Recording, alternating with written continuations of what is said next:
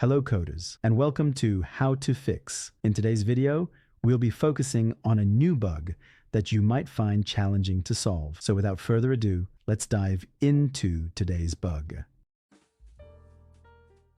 Let's start by executing code 1 to stimulate the error and watch the result. Here's the elucidation and the resolution to the bug. Do take a moment to pause the video to understand the explanation. Let's now correct the code and take a look at the resulting outcome. And just like that, the code is running smoothly and our output is on point. The bug has been squashed.